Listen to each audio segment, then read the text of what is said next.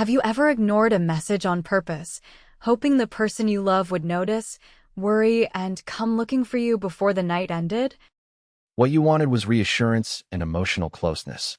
What your partner actually received was a signal that said, "Please leave me alone." Many relationships are not damaged by a lack of love. They're damaged by repeated tests whose rules and purpose were never shared.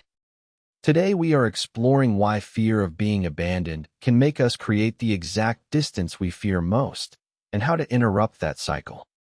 Maya and Ethan had been together for 3 months. After a brutal and humiliating day at work, Maya texted, "Today was honestly awful." Ethan was in a meeting. 2 hours later, he replied, "What happened?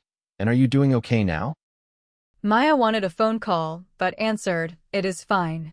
Then she waited to see whether he would keep asking. She deleted the vulnerable paragraph she had written, skipped their usual good night message, and silently began scoring the entire relationship in her head. Ethan believed her words and assumed she wanted space. The next morning, he was confused by an even colder response. She felt uncared for. He felt impossible to please.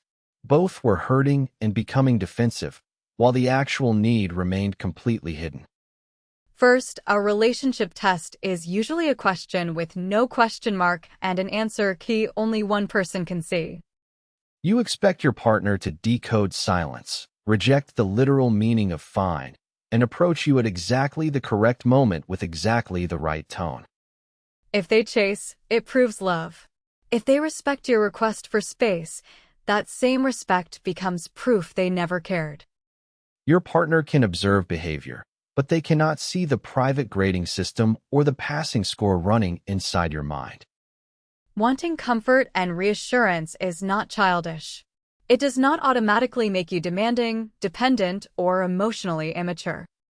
The exhausting part is turning a need that could be spoken clearly into an emotional exam that can only be passed through guessing.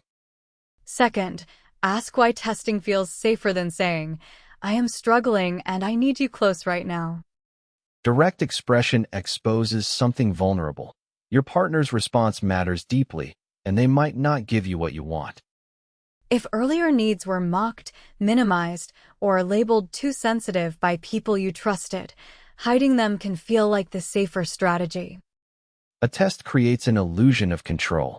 You avoid openly offering vulnerability while secretly checking whether they will choose and protect you anyway. But the result is unreliable because you are not observing their response to your real need. You are observing their response to sudden distance. The situation was changed, confusion was created, and that predictable confusion is then collected as evidence that love and commitment are missing. Sometimes the difficulty keeps increasing until your partner finally stops chasing. Then fear says, "See, I knew everyone eventually leaves." It feels like painful confirmation, but it may actually be a prediction that fear and indirect communication help complete. Phones make this cycle easy. Online indicators, read receipts, and reply gaps look like emotional evidence available every minute. An online indicator cannot tell you whether someone is commuting, working, caring for family, overwhelmed, or unsure how to respond. That does not mean every delayed reply deserves an excuse, or that chronic neglect and emotional absence should be renamed a harmless communication difference. Look at the pattern after clear communication. Do they repeatedly disappear, dismiss reasonable needs, or refuse any calm conversation about shared expectations and repair? Third, translate the hidden test into one concrete request that your partner can understand and answer. Try saying, "I had a terrible day. Could you call me for 10 minutes when you finish work?" That request does not demand constant availability or immediate rescue. It explains what happened and gives your partner a realistic way to move closer. If they cannot call now, they can offer a time, instead of both people losing points inside separate stories. Notice protest behaviors, replying late on purpose, canceling plans suddenly, posting vague messages, or saying whatever when you mean something specific. Underneath many of those confusing behaviors is an unspoken sentence. Please prove that I matter enough for you to notice and stay. Before acting, pause and ask 2 questions. What do I want them to understand, and what do I want them to do? If the answer is hold me, listen without fixing, or tell me you are still here, practice saying exactly that. Being direct does not guarantee the comforting answer you want, but it gives you accurate relationship information instead of manufactured evidence. Their willingness to respond to a clear, reasonable need says more than their ability to decode an emotional puzzle. A caring partner also has responsibilities. They should not mock vulnerability or describe every request for reassurance as an inconvenience. If you communicate honestly and they repeatedly punish, belittle, or avoid you, the problem is larger than your wording or emotional delivery.